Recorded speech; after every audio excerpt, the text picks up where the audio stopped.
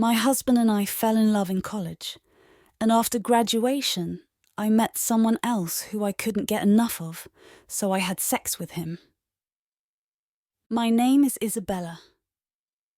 I am 24 years old. My husband's name is Henry, and he's 24.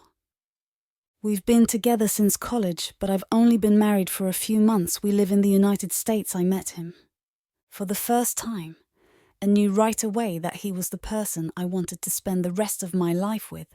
He was charming, gorgeous and intelligent, everything I wanted in a dream man. We dated for while before he proposed, which happened a few months ago, it was completely great. We travelled on our honeymoon and returned only a few months ago. As I previously stated, I've always been a jokester and prankster. But Henry has always been more serious. As I already stated, Henry was always extremely serious.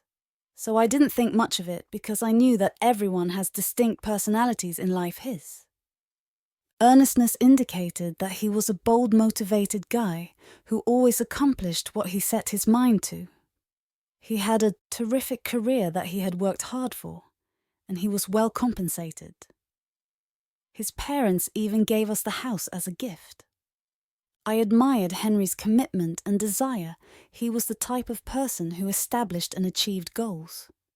Regardless of the hurdles, it was one of the factors that drew me to him. In the first place, he carried himself so confidently and purposefully, and as I previously stated, Henry's job allowed me to enjoy the role of a relatively stay-at-home wife.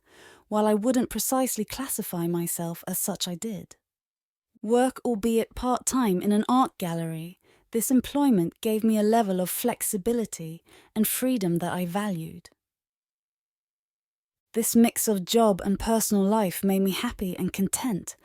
Though the salary wasn't spectacular, it was sufficient to meet some costs. However, Henry's employment was quite lucrative. The night of the incident is still fresh in my mind, having occurred only a day ago. It was a typical Friday night, and Henry, who is typically overwhelmed with work, was unexpectedly available for the weekend. We decided to start the weekend by going to a house party held by our common acquaintances.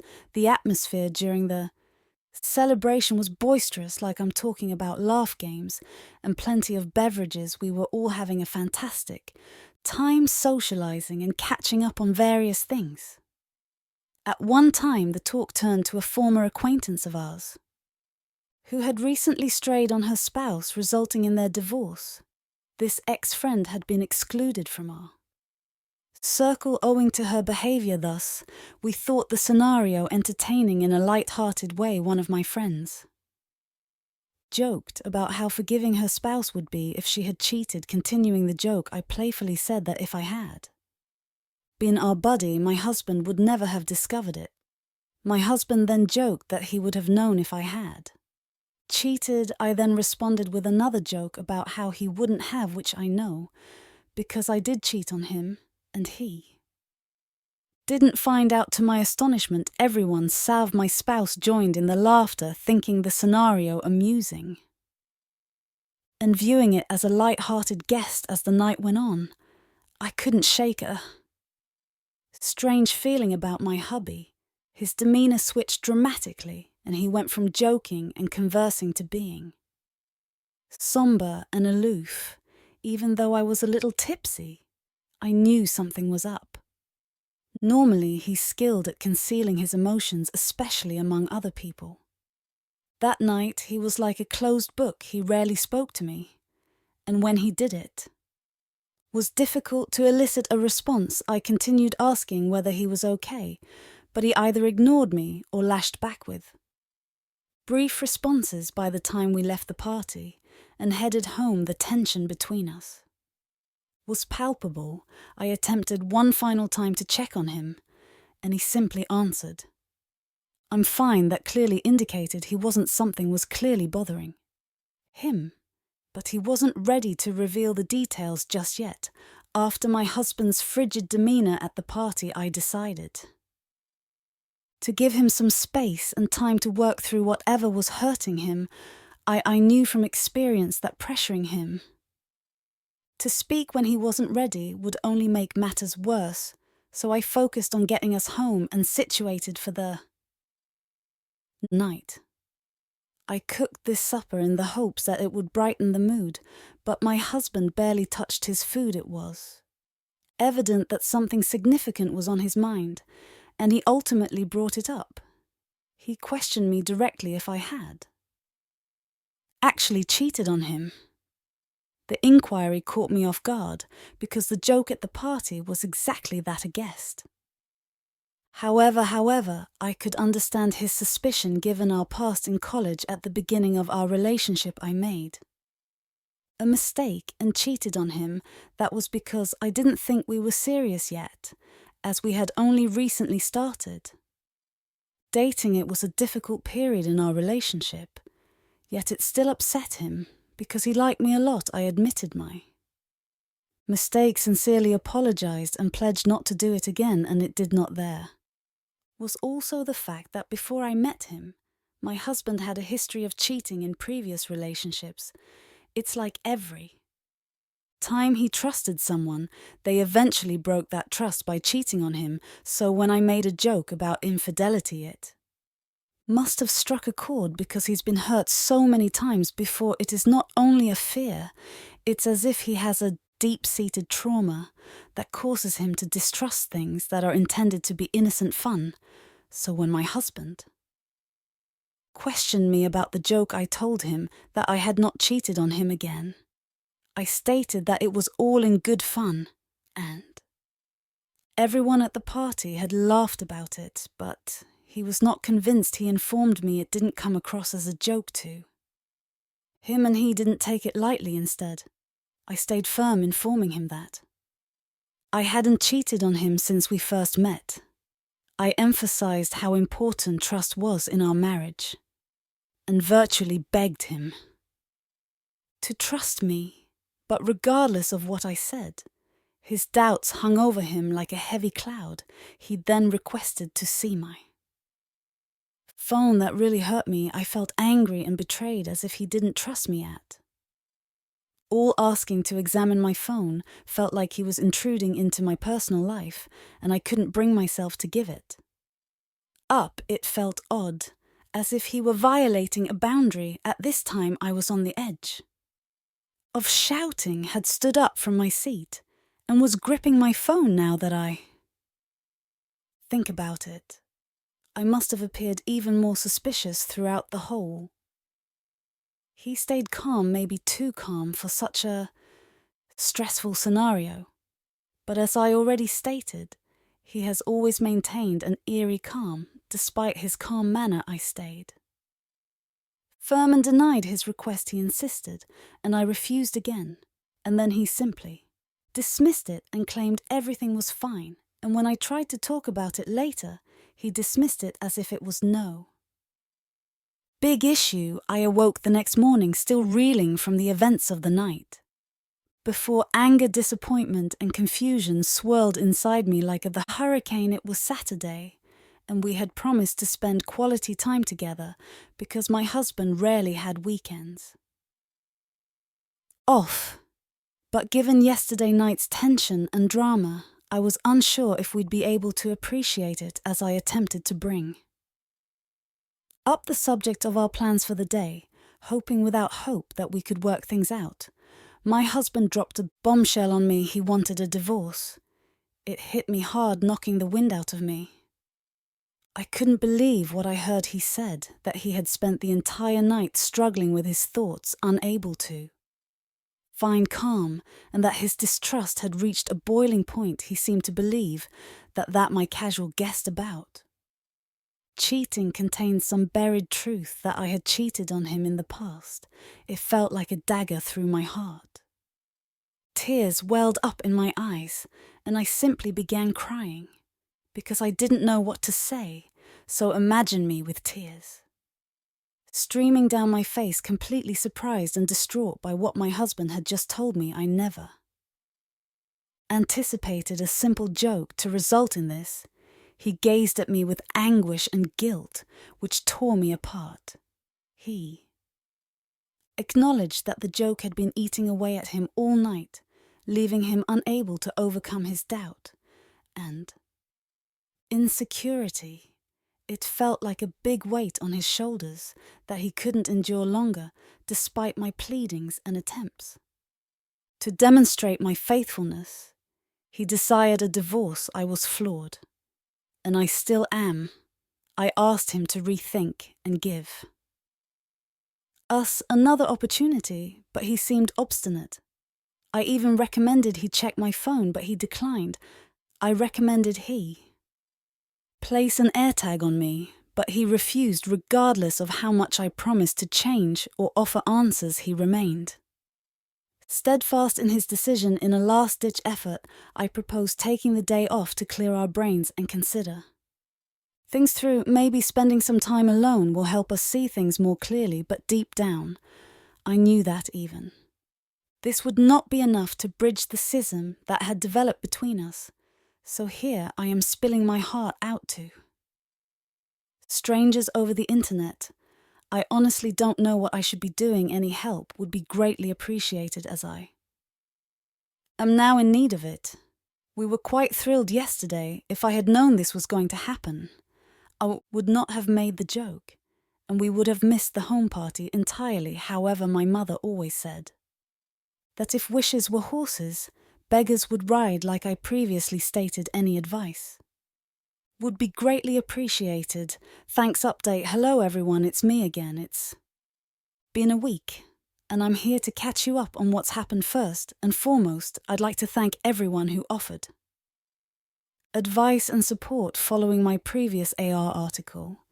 It has been a whirlwind, to say the least. I created this post because I wanted a place to vent and believed I'd get some great advice here, which I did, but I really didn't believe I'd come back to update it. In truth, my account is a throwaway account because I do not intend to use it again, but I've been receiving a lot of DMS on the account, and this article of mine has been really popular, so I guess I'll have to keep you all updated. So there's that. And in response to several comments that I couldn't ignore, many of you repeatedly asked if I cheated. As I stated in my original post, I did not cheat. I only cheated once in college, and I admitted it. So please don't ask me that, and please quit claiming I cheated. You bet I cheated, and my husband must desire a divorce because he discovered I cheated. Many of you also claimed that I was concealing some elements to make myself appear better, and that what I shared could not possibly be the whole story. I am not hiding any information. I wish I could say more, but there is nothing else to say because this is exactly what happened. What do you want to hear? Either way. So after my husband delivered the bombshell that he wanted a divorce, we had a lengthy, sincere discussion. I poured my heart out, hoping to convince him that we could work through this, but he stood solid in his decision. It made me feel adrift and unsure of what to do next. I told him that therapy could be useful for both of us, especially given his anxiety and our difficult relationship. He acknowledged that therapy was necessary, but he desired a divorce. It was a difficult pill to swallow, knowing that he was determined to end our marriage. Many of you suggested couples counseling, and I brought it up with him. He stated he'd think about it, but his thoughts were still leaning toward divorce. Desperate, I contacted his mother, hoping she could talk some sense into him. Unfortunately, her reaction was not very helpful. She appeared to mirror his feelings, indicating that if he desired a divorce, it might be for the best. I was furious and ended up hanging up with her. I couldn't believe her lack of support and understanding because it was total nonsense. We were really pleased only a few days ago. What the heck does she mean when she says if he wants a divorce, I should give it to him? I actually hung up on her. I know she's going to complain to my husband that I was being very disrespectful, but I couldn't give two About it, since she's insane to be honest. On the positive side, I called my parents, who were much, much more supportive. They highlighted the necessity of treatment and counselling, encouraging my spouse to try it after much debate. We decided that if therapy and counselling would not improve our condition, we would part ways. I also recognized I could need therapy to help me get through this difficult moment. It's been a difficult path since our chat regarding divorce. I was able to book a therapy appointment for us within 2 weeks. So now all we have to do is wait and hope for the best. I've been trying to be extra pleasant and generous to my spouse, but it appears that he has emotionally checked out of our relationship. His kindness to me feels more like how a close friend would treat another friend, and it's evident that he's protecting himself from being harmed again. The most distressing thing is our lack of intimacy. We still sleep in the same bed, but there is no physical intimacy anymore. When I try to begin anything intimate, he freezes up and gently informs me that he is simply not in the mood for it. It's a stark reminder of how much our relationship has evolved and how distant we've become in such a short period of time. I understand his desire to shield himself emotionally, especially after everything that has happened, but it is excruciatingly terrible to sense this gap between us, to see him back away as I reach out for closeness. I'm hoping treatment will help us work through these issues and reconnect, but right now it feels like we're getting further apart by the day, despite the fact that many of the comments were nasty. Many of you found consolation in the nice words and guidance. I'll keep you all updated if there are any significant developments. Thank you again for reading Update Hello Reddit. It's been approximately 3 months since everything happened, and I should have updated you all sooner, but it's been difficult. I appreciate all of the support and messages I've received throughout this period, so let's get started with the update following our therapy sessions, which included both of us receiving individual therapy and marital counselling. Given how hectic my husband's schedule is, it was difficult to fit everything in, but we managed. It became clear that my husband had emotionally checked out of our relationship. His therapist said that he responded well to individual therapy and was making progress, but when it came to counselling, it seemed like he wasn't really committed. Despite knowing that I would be mistaken, I kept checking his phone until I walked out. I checked his laptop. I checked everything. I even examined the security cameras, and there was no erased footage. I completely investigated and discovered no evidence of him cheating.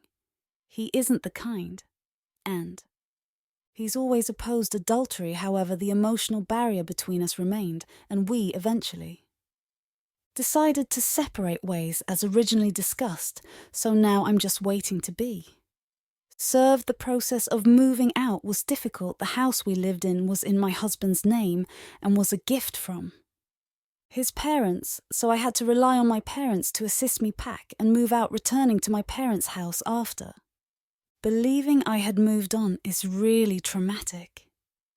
I sincerely miss my hubby and regret the events that lead us here, especially the home party incident. I've been feeling very depressed recently. I really miss him and weep a lot. I'm doing my best to move on, but it's difficult. What stings even more is that he appears happier on social media. I wonder whether my nagging and moaning drove him away. I admit I can be a bit of a complainer. I'll admit as I go through his posts, I can't help but wonder whether he's happier without me pestering him. It's a stomach-wrenching sensation. I wonder if my incessant need to vent an aggravation over minor issues drove him away. Was I simply too much for him to handle? But then I remind myself that social media isn't the entire story. It's simply a highlight reel. Perhaps he's putting on a pleasant facade to conceal his inner pain. Perhaps he is seeking distractions. To cope with the split, I have moments of self-doubt, wondering if I'm to fault for. Everything going wrong. Relationships are complicated, and everyone has weaknesses. Perhaps we both played a role in this. Despite everything, I'm attempting to find peace and go on. I cling on to memories, hoping that one day the anguish would subside. LOL. I now sound like a poet for the time being. I'm taking things one day at a time, managing my emotions, and figuring out how to live without him. Update.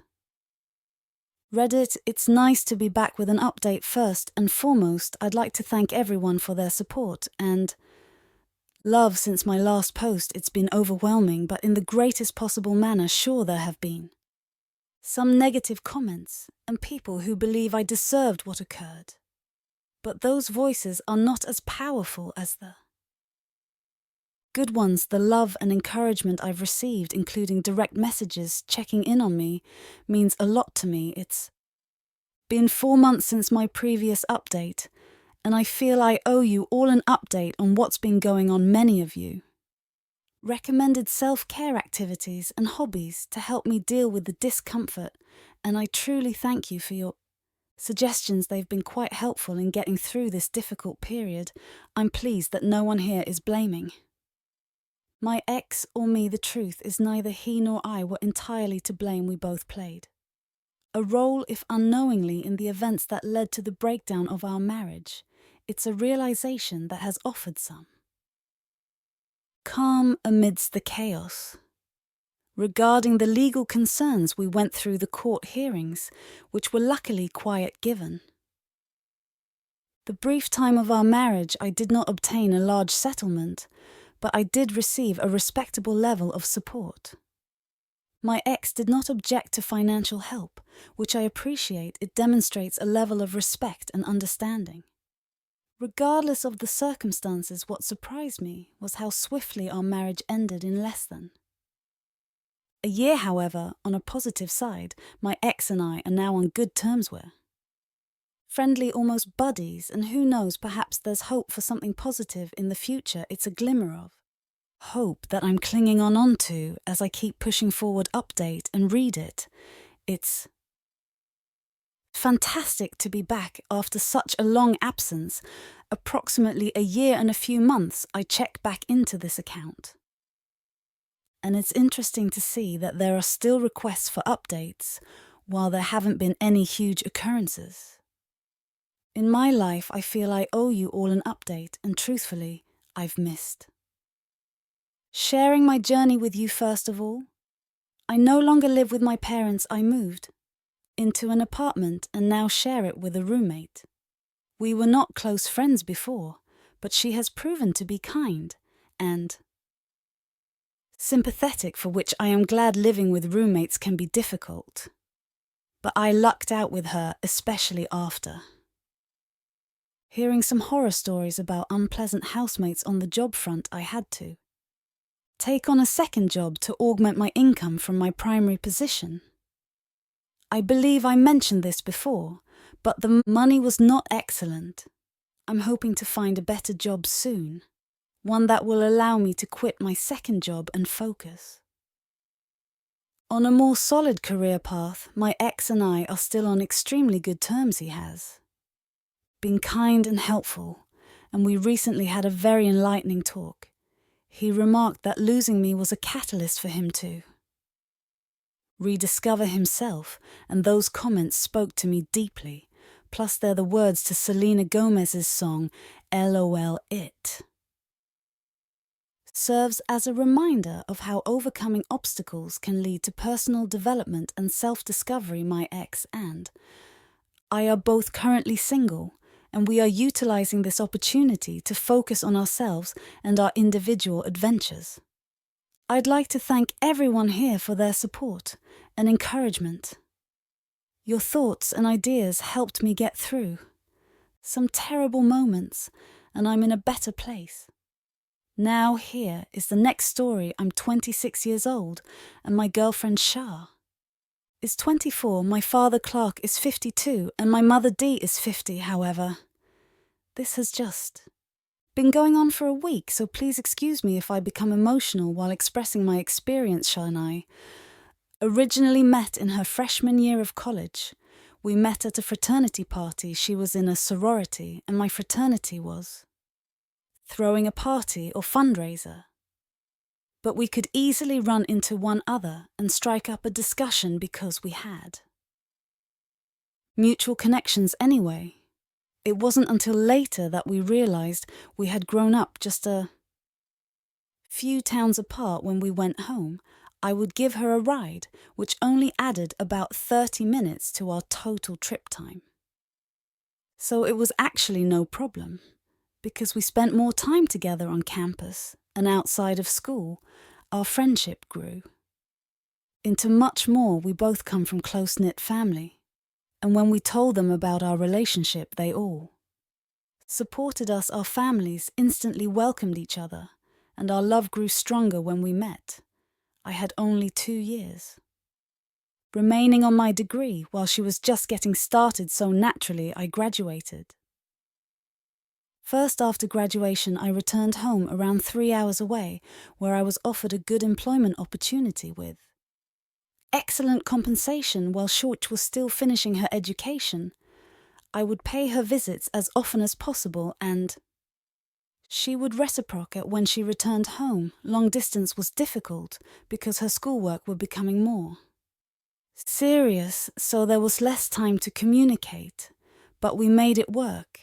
She wanted to study law for her first degree, so her nose was buried in the books, and I admired her for that. She was driven, which is why I adored her. I had everything planned out too.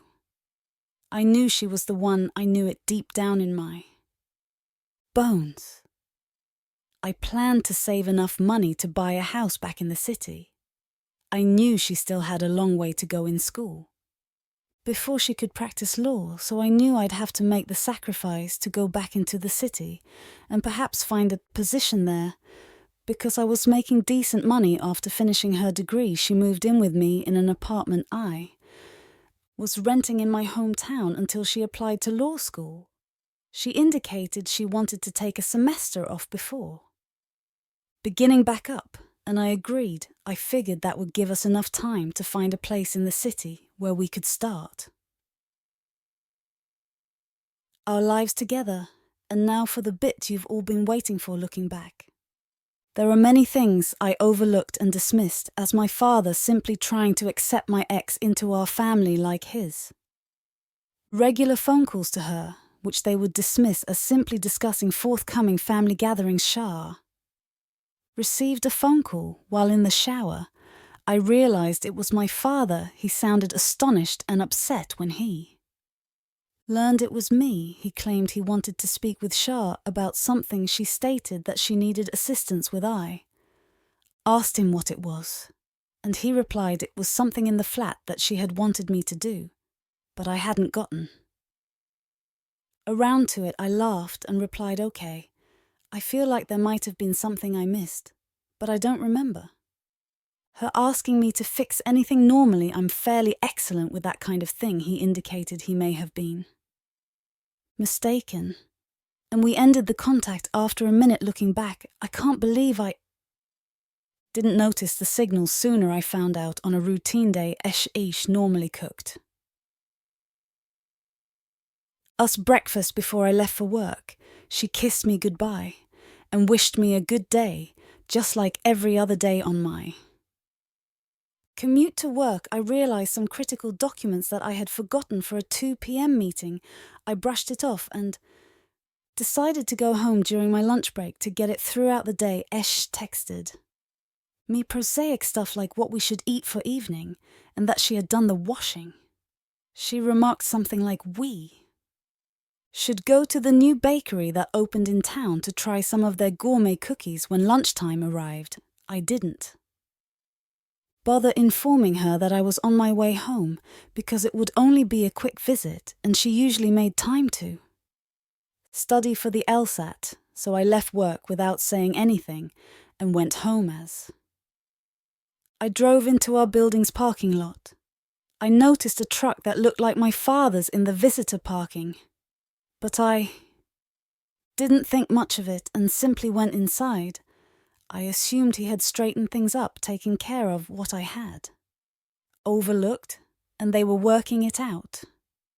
I also assumed that Shaw and my father would not stop talking about this. She didn't nag me. It was just that I was too busy for her. Or it was the last time she trusted me to do anything around the house. It didn't set well with me that as part of the emasculating process you had to call on your father for help anyway opened the door to my surprise. A trail of garments led to our bedroom. My father's work boots were by the front door and his slacks had spilled all over her. Black bra, pink G-strings, then came the sound of moaning. That's not something you want to hear from your own father, but I recognized him right away. I felt terrible to my stomach. I'm not sure why, but I needed to see it for myself. I got out my phone and recorded since I knew no one would believe me. It just seemed like autopilot. I grabbed all the garments on the floor with one hand and my phone in the other. Then I proceeded down the hallway recording. As I went to our bedroom, the door was open and I stayed there for approximately a minute before throwing their clothes at them while they were fighting. They both jumped and glanced at me. I'm looking at my father bare naked with only his socks on, boning my girlfriend, the love of my life. That was simply too much for me to grasp at the time. When my father saw I was recording, he panicked and tried to cover himself up while telling me to stop. She threw pillows at me. He reached for my phone, but I shoved him back and he fell against the dresser and then to the floor. Shaw gasped with surprise. I then pointed my camera towards her. I was like, would you? What can you say for yourself? Then a series of scathing remarks from a parent to their child. My father rushed up after attempting to put his clothes back on, and I said that I only wanted to grab things for work, and then I'd be returning after working my tail off for her and her future. Then I said, if who knows what the future holds now. I muttered something along the lines of how she ruined my life and made me look foolish. I asked whether either of them was still present when I returned. I would send this video to everyone they know. I then ended the recording. I placed my phone in my pocket and informed him he was dead to me. I told him that I couldn't wait to tell Mum. Then he got up enraged and claimed he couldn't tell her. He lunged at me, attempting to pull my phone from my pocket, and I informed him that if he touched me again, I'd email the video to her straight away. So he let go and began pleading with me not to say anything, promising that they'd never do it again.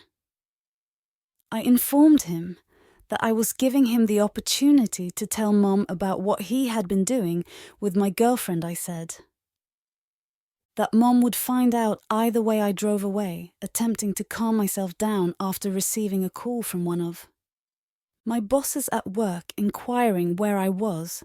I didn't realize how long I'd been sitting in the car, but I told her I was.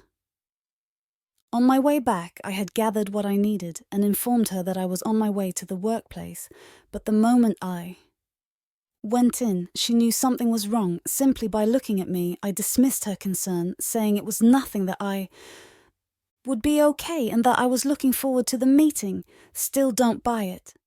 She asked for an explanation, so I showed her the video on my phone. She watched patiently, recognizing that my fiancé was not only cheating on me, but also with my father, the one guy I had always trusted. Most offered to assist in any way she could. She suggested that I take some time off. She said they'd be fine in the meeting without me, and you'd understand if I needed to take a break. But I rejected, telling her that I just needed a minute and that the best thing I could do right now was get my mind off of things and rock this meeting which I had worked hard to prepare for. By putting on a fake grin for everyone, I pretended that everything was normal. My supervisor couldn't comprehend how I could put up such a front, but I explained that I had to. I needed to have control over something because everything else in my life seemed to be coming apart. She mentioned that if I needed a place to stay, her husband had a basement apartment available. Do you think she is hitting on me? She's not. This particular kind, sweet woman is in her 60s, and she's like a second mother to me. I thanked her and said I'd let her. No, if I felt nauseous throughout the day, I was dreading going back to my flat. I didn't want to see her. I hoped to God that my father wasn't still present. I kept checking my phone for missed calls or texts, but there was none from shore. Clark or my mother, I don't remember the drive home, but when I got there, the weight of everything hit me. And I cried for a long time in my car before heading upstairs. When I stepped in, she was sitting on the couch in the living room looking like a piece of garbage. As soon as she spotted me, she rose to hug me.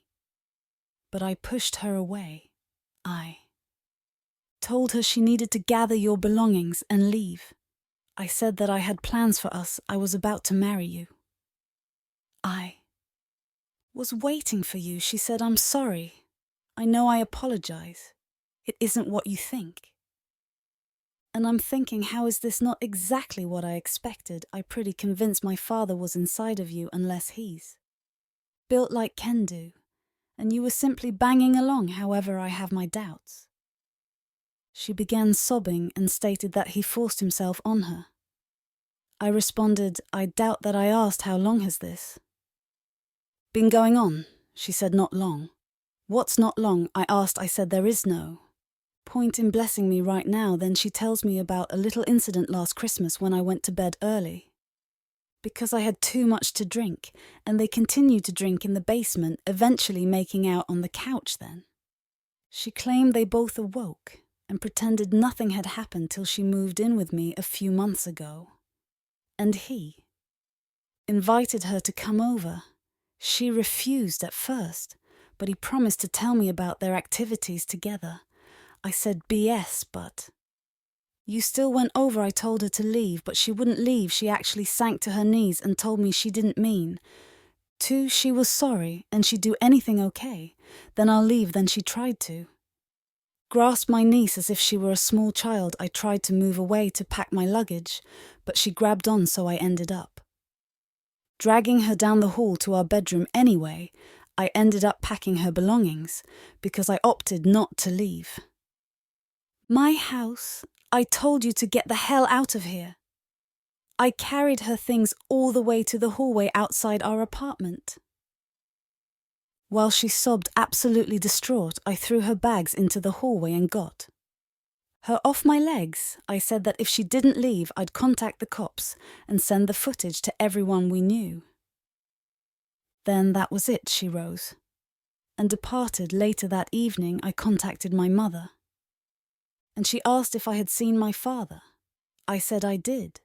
She stated that she hadn't seen him all day and that he was supposed to be back from work now. I considered not telling her, and instead hoping my father would tell her, but then I realized that my mum deserved better.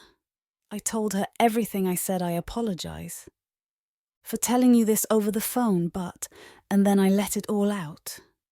I sat there crying like a baby to my mother.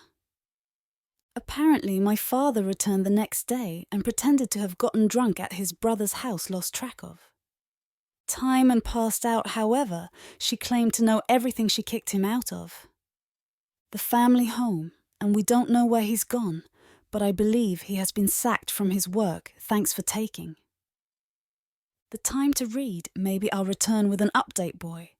What is the point of a father and son bonding over the same woman? I'm sorry, Opie, who wouldn't want to come home and discover their father and girlfriend playing hide the sausage and tonsil hockey in their bedroom? What kind of midlife crisis drives a father to cheat on his own son's girlfriend? That's a whole new level of dad jokes. Gone bad, and your boss is an amazing sweetie offering you a place to stay and advising you to take time off since. Nothing says healing from heartbreak like that.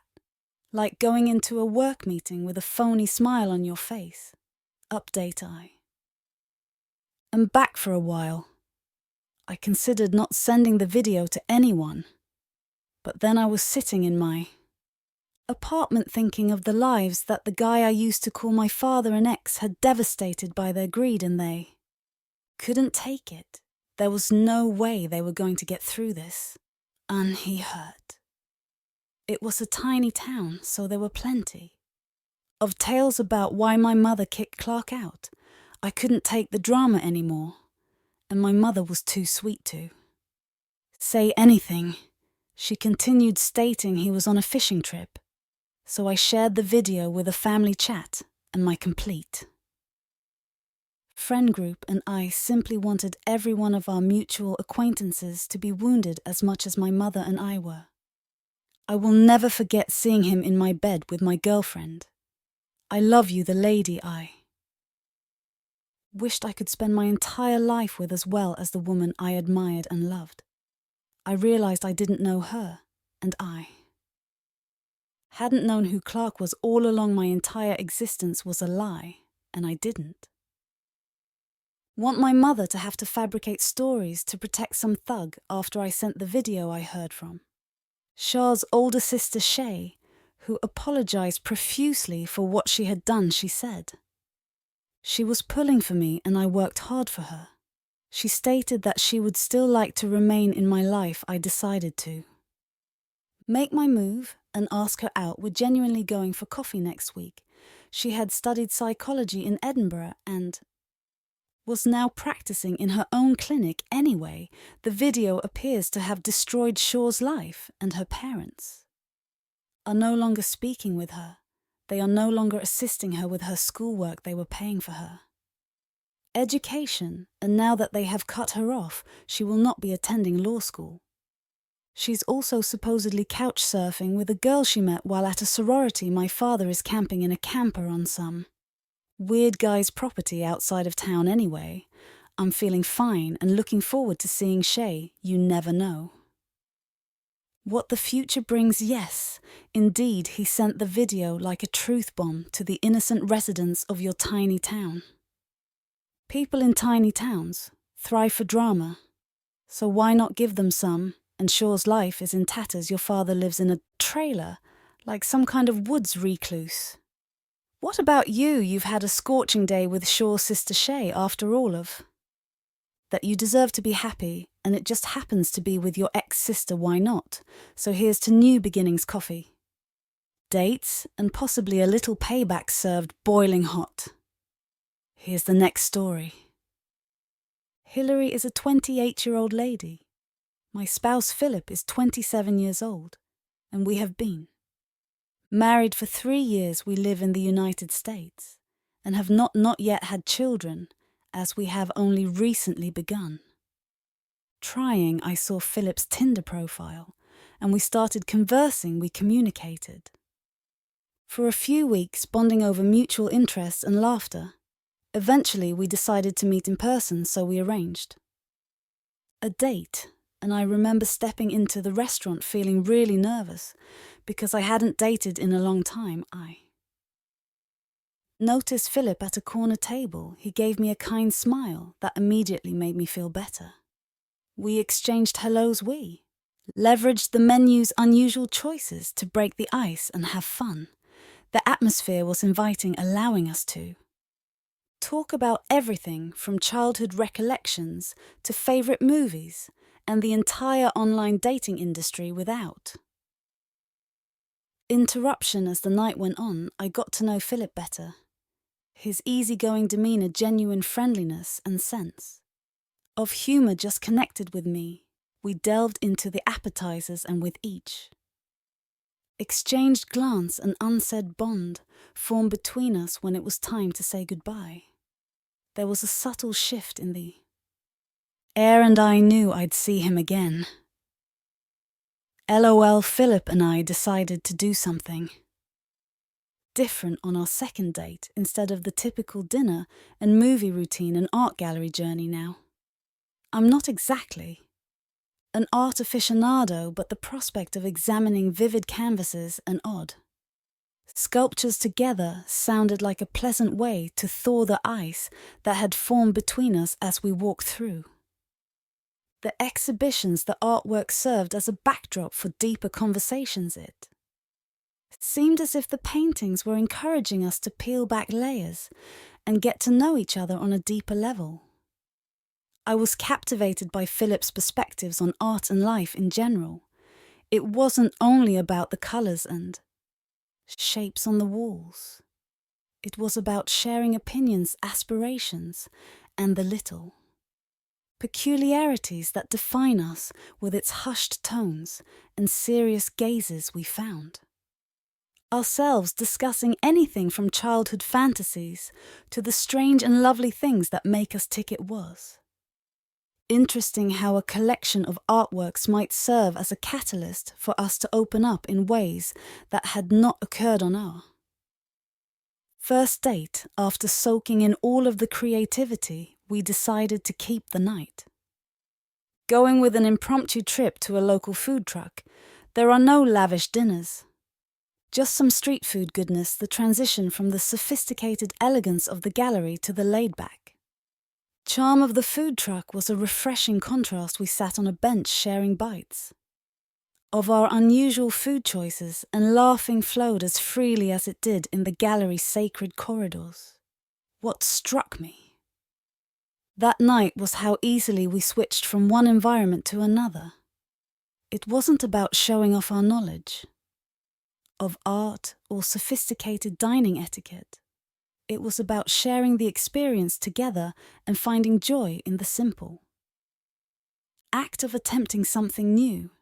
I realized Philip and I shared not only similar tastes, but also an appreciation for beauty and unusual places. After a while of dating, we decided to take the next step and move in together.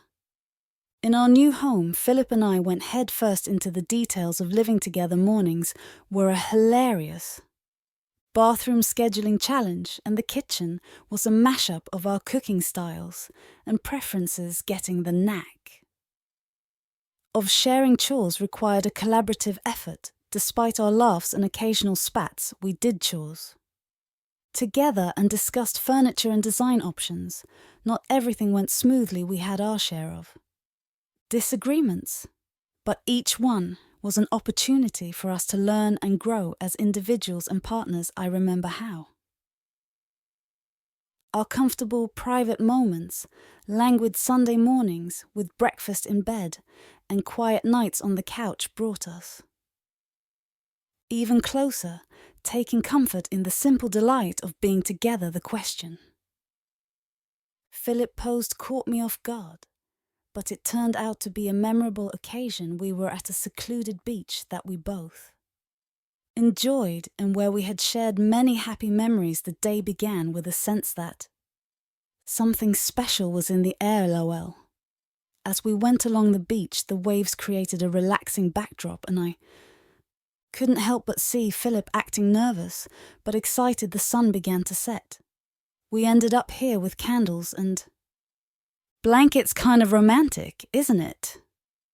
Philip began pouring his heart out, discussing all of the fantastic things we'd gone through. His statements were a combination of vulnerability and honesty, portraying a picture of us tackling life's challenges together. Then, with a twinkle in his eye, Philip got down on one knee, took out a small box, and opened it to reveal a glittering ring. The world appeared to stop as he popped the big question, and I felt a slew of feelings, including delight, excitement, and the knowledge that this was a big, beautiful beginning. The proposal was straightforward, but unique. Like us, it wasn't about some elaborate setup. It was about Philip selecting me for the long haul, and I had glad tears in my eyes. I responded positively. Philly and I hugged, sealing the deal on our future together. In the following moments, we sat there watching the stars come out. I recall meeting Philip's parents for the first time ever. It seemed like a huge deal, a mix of excitement and trepidation had me wondering how it would all play out. We opted to hang out in Philip's family home, a cozy spotful. With memories and the comforting aroma of wonderful food, I was a little nervous as I approached the front door despite Philip's assurances that his parents were well.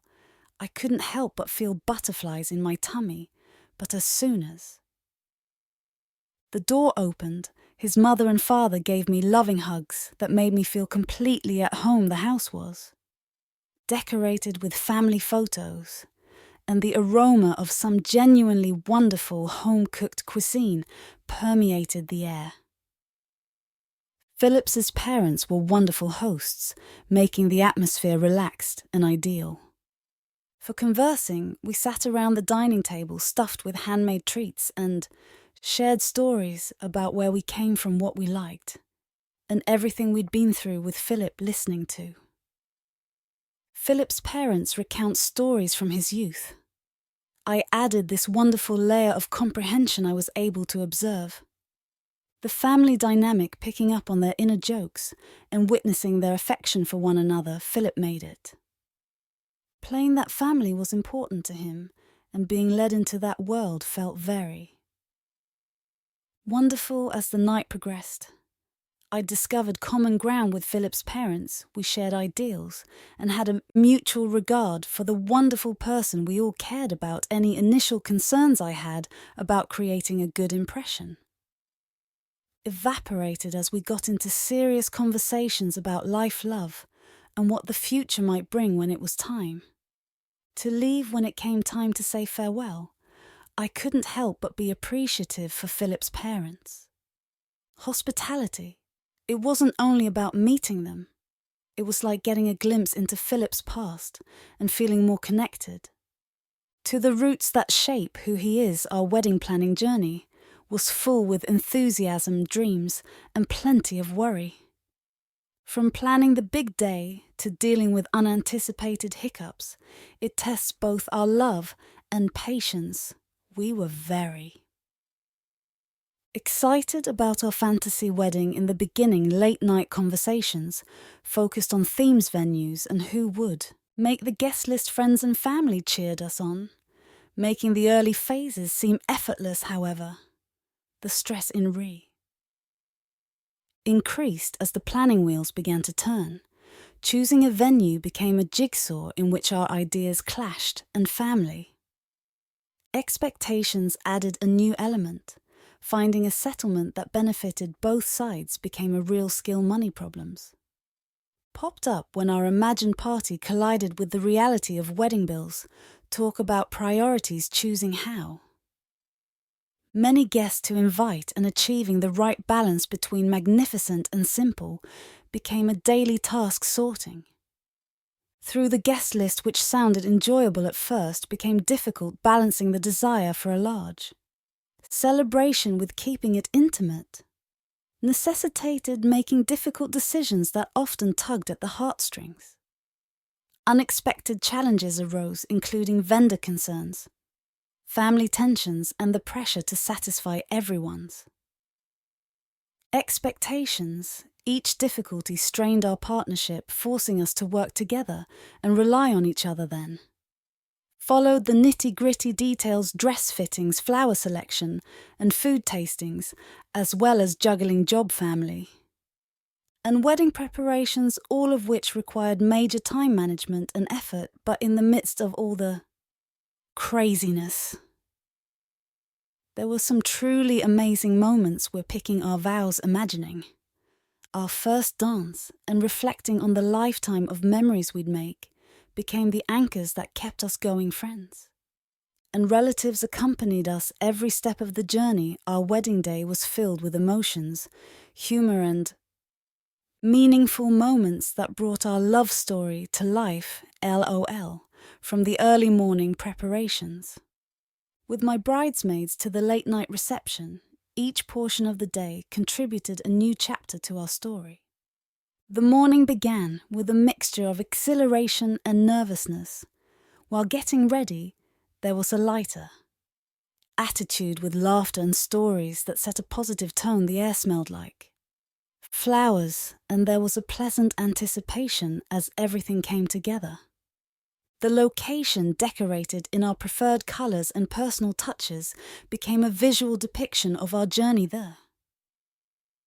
Isle where I was about to begin a life together felt like the metaphorical journey we were taking our families.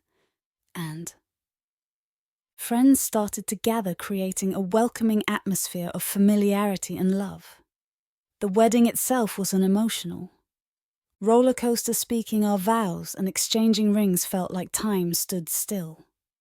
The carefully chosen words were infused with sincerity, creating a unique place in which our commitment unfolded.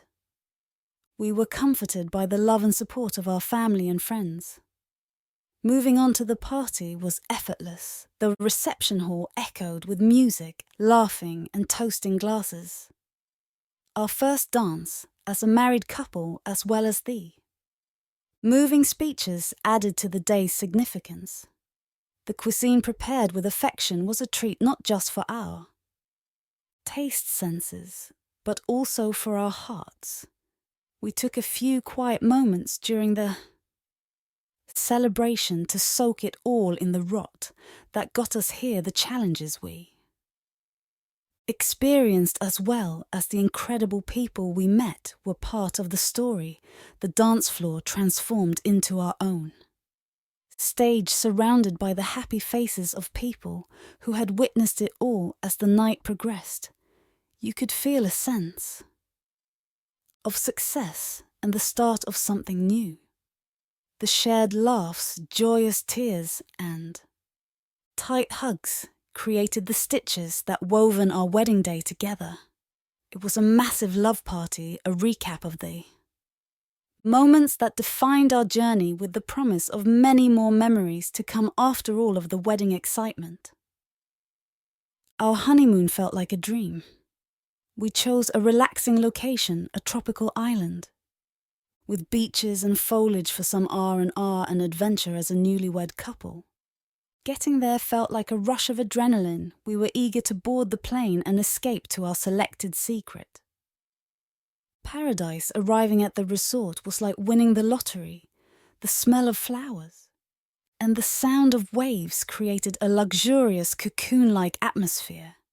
Our room offered a magnificent view of the turquoise waves, which provided the ideal backdrop for our quiet escape days on the island were a combination of relaxation and discovery. Mornings were spent relaxing on the beach, sipping cocktails and appreciating the luxury of having no plans. The afternoons were spent snorkeling, discovering fascinating locations and soaking up the local vibes. The evenings were all about us, romantic dinners under the stars, savouring the island's delicacies, laughing together, stealing glances, and peaceful times under the moon created memories that will last a lifetime. One outstanding was a sunset cruise. As the sun fell, the sky changed into a riot of hues, and floating along the shore together felt like our own little magical moment. Our honeymoon was also an opportunity to communicate and bond. Long walks on the beach transformed into heart-to-heart conversations in which we shared our ambitions and plans. With no daily drudgery, we were able to really enjoy each other's company. As the days passed, the pleasant people brought a sense of reality to our journey.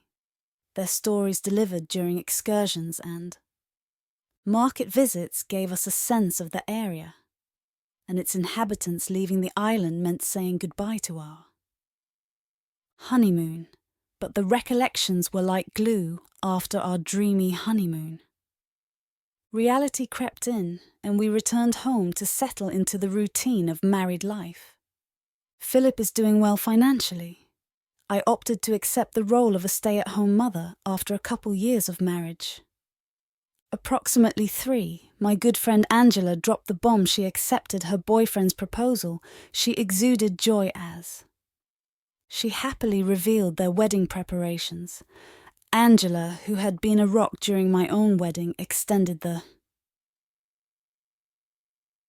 bridesmaid invitation to me for her big day.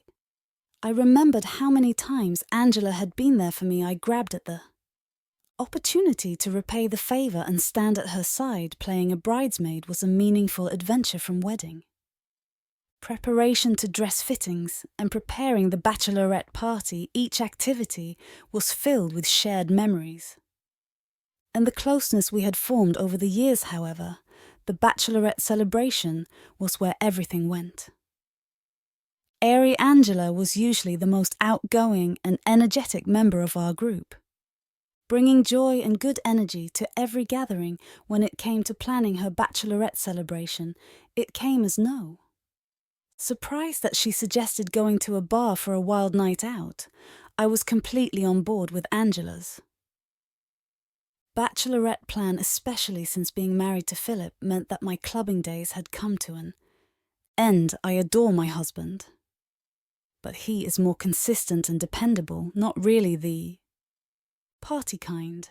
So the notion of hitting the club again got me really excited. I made a commitment with myself to keep things simple, not overindulge in alcohol, and just enjoy the atmosphere. Of course, I didn't tell Philip about the club situation. I assumed if I did, he'd veto the entire proposal since I was all in. For a night out, I simply told him that the girls and I were preparing a classic girls' night for Angela's bachelorette. He didn't pry much, which was ideal for my little strategy when we got to the club. My magnificent plan of not drinking too much rapidly fell through. I tried to keep things low-key, enjoying the wonderful times with my buddies. It felt great to return to the club scene after a long absence, even though I was unfamiliar with some of the new stuff. But you know how it goes. My companions began pressing me for additional drinks. After a few minutes, they argued that it was a happy event and I wanted to share in the pleasure while remaining sober to avoid any dumb antics so contrary to my first strategy. I caved and began drinking more. You're familiar with how things typically go. One drink led to another, and I was soon on a roll, enjoying all the positive vibes. I kept sipping and got a little overboard. The next thing I knew, I was doing some pretty ridiculous stuff at this point. My buddies and I were really deep into the whole inebriated scene, daring each other to do insane exploits. It was like, go pack that guy, or why not ask that guy for his phone number? It was one of those evenings at that time my pals threw in another dare approach some random guy and dance with him. I thought, why not? It appeared to be rather harmless, just a little dancing. It turns out it wasn't as innocuous as I had believed. Things took a turn, and I found myself grinding on this guy, which just made matters worse. My companions encouraged me as I groped, kissed, twerked, and grinded on a random guy. I stuck with it for a long grinding and dancing with different guys all night until I got bored and went on to another the next morning. I awoke with the most excruciating headache. My skull pound ed despite the hangover. The recollections of the previous night hit me, and I was horrified at the prospect of telling Philip was on my mind, but I paused. I had already lied about the entire girls' night stuff. In addition, I didn't really cross any important lines. I never went Allen with the guy, so I decided it wasn't worth spilling the beans. So it turned out I wasn't the only one. With second thoughts, I reached an agreement with the other girls. Whatever occurs at the club stays at the club. We will not tell anyone else. That was it. Fast forward to Angela's wedding, and everything was a complete dream. The entire event was stunning. We all had a great time. The food quality was excellent. The ambience was great. In a nutshell, it was a stunning party a few weeks after Angela's wedding. Life was Going on as usual because of our hectic schedules, the girls and I weren't catching up as much as we should have. But we had an adventure planned for next week, so we had something to look forward to. I was at home when Philip, and a little irritated and distant. I figured someone at the grocery store had rubbed him the wrong way, so I didn't give it. Much thought the fact that Philip maintained his standoffish attitude over the course of the days began to annoy me. More, his cool demeanour lasted nearly 3 days. Answers in one word, avoid making. Eye contact, and I couldn't help but worry what I had done to cause this. I eventually decided it was time to face him and get to the bottom of things. When I finally had the nerve to ask Philly if I had done anything to upset him, he flatly denied it, given his cold demeanour. It was obvious that he was lying. I pressed him again, but all he did was laugh it off. Frustration grows. I told him to skip the crap and just say it. That was when he dropped the bombshell. He didn't understand how he was supposed to grin at me while everyone in town was calling me a hoe. Our town was one of those small, close-knit villages where everybody knew everyone. Gossip spreads like wildfire in these locations. Philip mentioned that people in town were calling me names, which was quite disturbing. I strained my brain trying to think of anything that may have sparked such allegations. Except for the club incident, nothing else came to mind.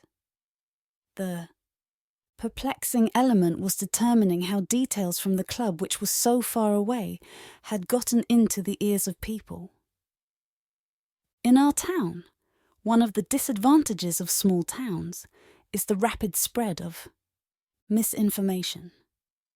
Philip didn't need to find out if the tales in town were accurate. The look of shock on my face revealed my guilt. I tried to clarify that I had done nothing wrong, and even asked him what everyone was saying. Philip was not just angry, but also more agitated than usual.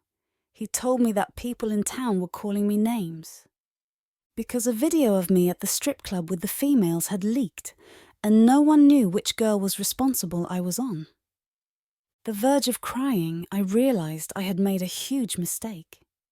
I realized Philip might never forgive me. Not only had I lied about what the girls and I were doing that night, but I had also cheated on him. I tried furiously to explain, myself emphasizing that I hadn't slept with the guy or gone all the way, but Philip was not having it. He maintained that simply grinding on the person was enough to qualify as cheating. I begged him, explaining that I was intoxicated and would never have done something like that if I had been sober. Philip stopped the pretense of being okay. I realized the cold treatment over the last 3 days was his way of waiting for me to ask so he could vent his frustration. He did not mince words. He ordered that I leave the house, and he declared that we were getting divorced. His words were harsh, branding me as a loose woman, and he confirmed that the people of town were correct in their assessment. In the midst of tears, I found myself repeatedly apologizing, feeling completely helpless with no words to defend myself when it became clear that Philip was not willing to listen. I gathered my belongings and walked away. Sobbing, I ended up going back to my parents' house for comfort and a temporary place to stay. My parents' disappointment was palpable, and it was no different when Philip's parents learned of the situation. Regret weighed heavily on me, as evidenced by my parents' decision to reach out to Philip despite his lingering anger. They tried to talk to him. Philip, who was initially resistant, eventually agreed to listen after calming down for a few days. Despite my parents' efforts, Philip stated that forgiveness was impossible. He informed my parents of his decision to seek a divorce, stating that the embarrassment and shame he felt after seeing a video of his wife with another man would be indelible in his memory, and he would never forget it, even though my Parents recommended couple therapy. Philip insisted that it would not be possible to repair the damage, and he had no intention of reconciling. Even though I was sobbing and practically on my knees, pleading Philip wasn't having it, he stuck to his decision and told me it was over between us.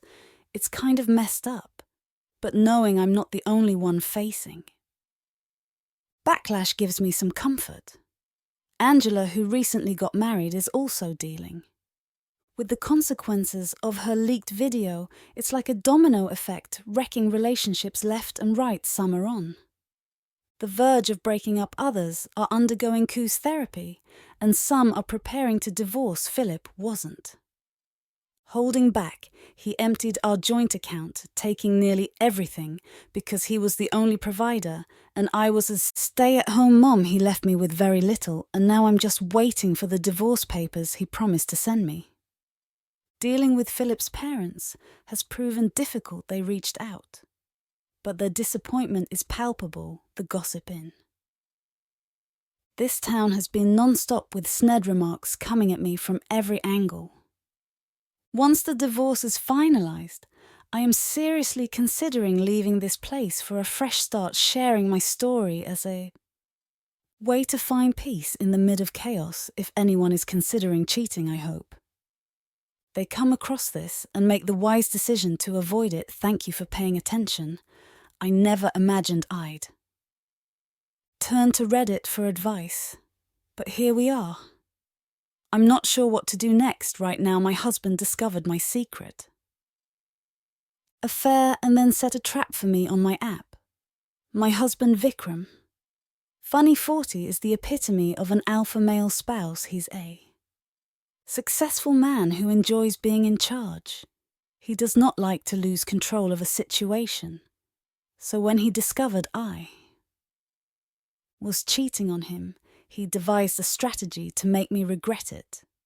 My husband Akal and I, both 32, have been married for the past decade. We have 2 children together, a 5-year-old girl and a 7-year-old boy. I understand that many people will judge me for cheating on my husband, despite the fact that I have a complete family, but I've never felt completely satisfied in my marriage. Marriage is supposed to make you feel complete, happy and content, but I've never felt any of those things with my husband. Happiness became a strange feeling for me almost every day. The birth of my 2 children, who in some ways completed me, was the only bright spot in my life. Even that wasn't enough. When my children leave for school, I am greeted with that same sense of emptiness. It doesn't help that my husband doesn't realize he's a perfectionist who's obsessed with being at the top and maintaining his 6 figures. I needed more, so I had to look elsewhere. It took a lot of courage and self-doubt, but I knew I had to do it for myself. What I did not expect were the consequences. I am a mixed woman from Mumbai, India. My mother is from Canada, and my father is from India. Growing up with 2 ethnicities was a bit difficult for me, and on the one hand I had my strict father who restricted almost all of my activities, and on the other, my strict mother who refused to restrict my activities simply because of my father. Yes, I grew up in a broken home with little love and attention. I grew up doing stupid things just to see if my mother would look into my eyes and tell me how much she cared. None of that actually happened. Every day my father practically ignored me. When I became old enough to marry, my father insisted on arranging my marriage. I didn't want it. I just wanted to go to college somewhere far away from my parents, have my freedom and fall in love with a man I like. However, none of those desires were fulfilled. I was supposed to do exactly what my parents wanted. I could not flee. They would have discovered me. My father worked at the airport. Of course he had contacts. How would I get on a plane and not be seen? I have been desperate to get away. However, I was not stupid. I ran to my mother for assistance, but she said there was nothing she could do. My mother was unprepared to fight for the first. And only time my father was when I really needed her to fight him. She turned away from me and did not look back. My first encounter with Vikram and his family was one of the most depressing experiences of my life. Even though I knew I was entering an arranged marriage, I expected my husband to be friendly toward me instead. Vikram was protected. He didn't even attempt to impress me. I was forced to take etiquette classes and dress extravagantly in order to make an impression. My marriage to Vikram was finalized after 2 additional meetings. I had no say in the situation. I couldn't even decide what color to wear on my own wedding day. The man I was supposed to marry had never spoken to me before our wedding. I felt suffocated because I began to believe that I didn't really deserve to be happy. I always believed that my marriage would compensate for all of the happiness I lacked as a child. Vikram was attractive and wealthy, but none of it mattered to me. I was curious about his inner personality. I wanted to connect emotionally with my husband. However, Vikram did not appear to be prepared for that. On our wedding day, my parents drew me a die and warned me not to do anything to ruin the day. They were afraid I'd change my mind and run away. I wanted to laugh right then and there. I assumed they wanted to hug me and tell me how much they would miss me, even if it was a lie I wanted to hear them say. None of that happened. All I got was threats and unnecessary talks about being a dutiful wife. After the wedding, I was told that Vikram and I were going to move to Australia. Yes, I was only informed after the marriage. No one told me I'd be moving before the wedding. Maybe they thought it wasn't important since my opinion would not matter anyway. And my wedding was horrible. My wedding night had to be miserable. I was a virgin. Yes, I was a very shy virgin who hadn't even kissed a boy's cheek before. I did not know what to expect that night, so I was a nervous mess. When Vikram and I got to our hotel room, he just turned off the lights and went to sleep. No, I did not feel relieved. I felt stuck not because he did not touch me. I didn't even know anything about sex back then. What hurt me was the fact that the man I married could not even start a conversation with me. I tried talking to him on our way to the hotel that night, but I could just tell that his replies were forced and uninterested. He did not even tell me good night before he laid down on the bed and fell asleep that night. As a girl who was already quite damaged, I felt like I had made the biggest decision in my life by marrying a stranger. Do you know what the worst part was? It was not even my decision at all. My parents chose him for me when Vikram and I moved to Australia. I tried to start new life there, even though I was quite disappointed in the husband I got. I was determined to make our marriage work. I tried starting conversations with him, making jokes, and even disturbing him while he was busy working desk work for a while. And he warmed up to me a little. When I say warmed up, I meant in his own little way. He would answer my questions, laugh my jokes, and lean into my touches. It was time we were friendly enough to start sleeping together. That was how I got my 2 wonderful children. Vikram and I would have sex 3 times a week or more. If we wanted it, we'd also talk about random things and joke with each other. But that was it. He was no longer a stranger physically and mentally, but emotionally. He was. For many months, I felt like I was greedy for not feeling complete. I felt like he was trying his best to warm up to me. Yet I was the one who wasn't satisfied. I actually felt guilty for not being happy. Is something I struggled with internally. For a long time, I actually began to hate myself because I was a housewife who just stayed home and awaited her husband's return just so she could feel validated. So my daughter and son brought some light into my life. When they were born, Our births were 2 years apart. But they play like twins. I love them with every single vein in me. They stop my emotional troubles for a while. But even that was temporary. When they were old enough to go to school, my loneliness came back. I would dwell in my gloomy thoughts for hours before they reappeared. What I struggled most with was comprehending what love meant. I grew up without love, so I could never fully understand what it was, or recognize when I was at the receiving end of it. For a long time, I thought my spouse loved me.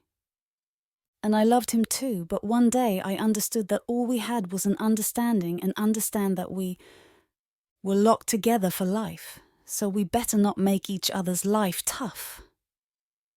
That was when I made my decision. I took the first independent step of my whole life 2 years ago, when my husband came back from work, and I told him I wanted to start going to college.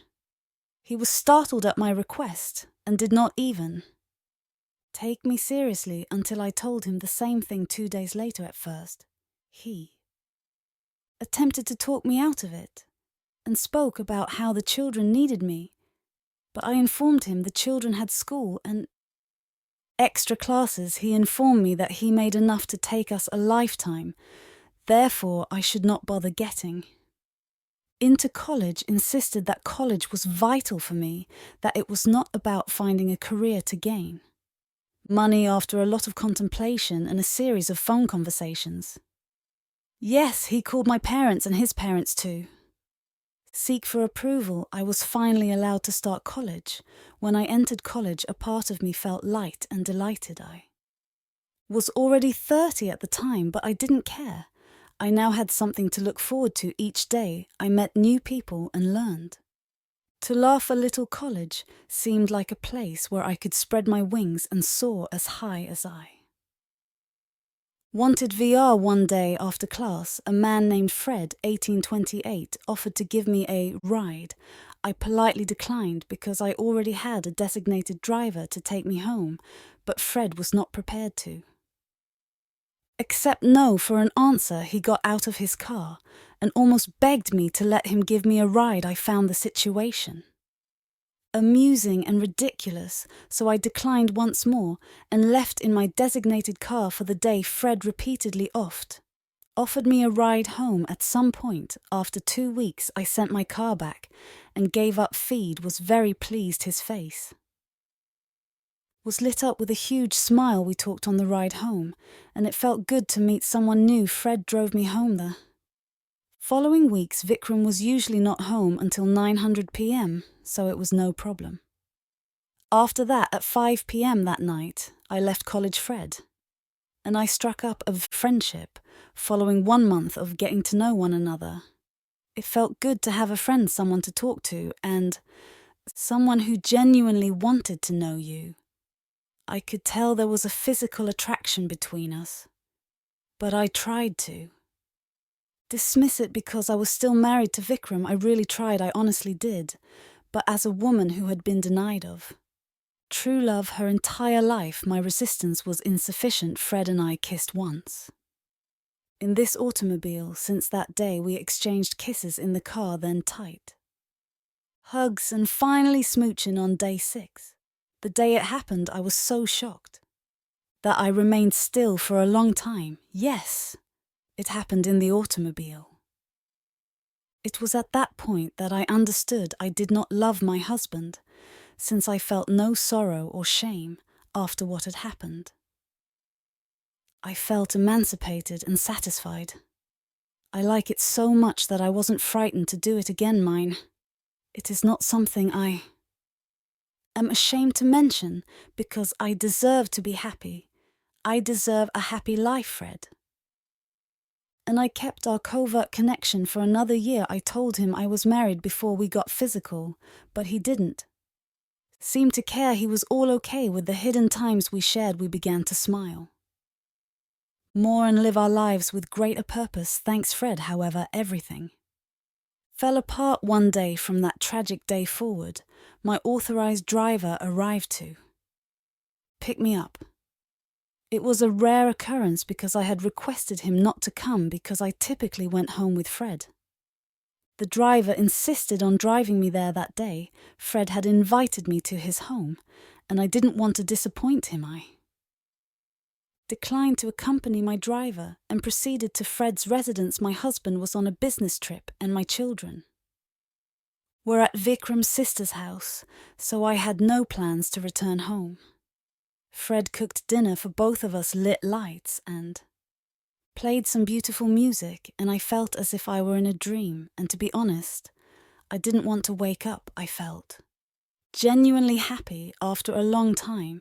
I enjoyed the sense of contentment I felt as I shared that moment with Fred. I was aware that what I was doing was wrong, but everything else in my life had also been wrong. I wanted to be selfish for once and chose myself. I did just that. I experienced a passionate night with a man other than my husband the next morning. I woke up wearing Fred's t-shirt. I had a thirst. I walked to the kitchen to get some water to drink. I recall hearing a knock at the door, and when I opened it, I was surprised to see Vikram standing there. He seemed like he could kill me at that point. I was too stunned to move or speak. I could see the rage in his eyes that day as he scowled at me and shoved me aside. Fred dashed downstairs to see what was going on. And that's when he met Vikram. Vikram pummeled Fred until he was bloodied. I began to scream out of fear when I saw my designated driver and 2 police officers at the door. I got the worst shock of my life. That's when it all appeared to make sense. I realized Vikram had observed that I was no longer using my designated driver, so I started keeping an eye on myself. He claimed that he was going on a business trip. He only wanted to pursue me and catch me red-handed. The driver followed Fred's automobile the night before and informed Vikram that the address was a trap. Vikram realized I was cheating on him, so he planned a trap for Fred and myself. Vikram has an unwavering need to be in control. I cheated and lost control, so he decided to catch me in the act in his own way. I assumed that was all, but Vikram arrested me and Fred. I know some of you wondering who was arrested for cheating. Fred and I were arrested, but not for cheating. The police discovered cocaine in Fred's garden and car. As a result, we were detained for possession of illegal drugs. Of course, Vikram framed it all. Fred had a cardiac ailment that prevented him from smoking. How did drugs come so suddenly? Vikram was right there to see it. We were imprisoned for 3 days despite our explanations. Fred's friend got us released on bail. It was 2 months ago. Figure him sent me packing, and I was served with divorce papers almost quickly. My only concern right now is for my children. They are really important to me. I do not want Vikram to be awarded full custody in court. What do I do? Should I ask him to take me back for my children's sake? Please assist me. Update. So it's been a year, and I decided to post an update because so many people have read my story. Fred and I remain together. He and I live together. I'm still in college, hoping to complete and obtain a career. Fred has been helpful and has been taken good care of me. Vikram worked hard to obtain full custody of our children. He spent his money, but the court ruled that the children required me in their life. We now co-parent respectfully and strive to maintain a civil relationship for our children. When my parents discovered what had transpired, they called to disown me over the phone. But I didn't mind. They weren't very loving parents to begin with. The first several months after being apprehended were harrowing, but I took each day seriously and battled my way out. My life isn't ideal, but for the first time in my entire existence, I chose myself. That is all that really counts to me. I now realize what care and love entails. I would rather have a fulfilled life with nothing than an empty one with everything. I lost my affluent husband, but I gained peace and contentment, which were invaluable. Thank you for taking the time to hear this story. If you love this story, please like it and subscribe. if you have not already. If you have a tale to tell about your own or another person's circumstance, please do not hesitate to contact me. Please take care.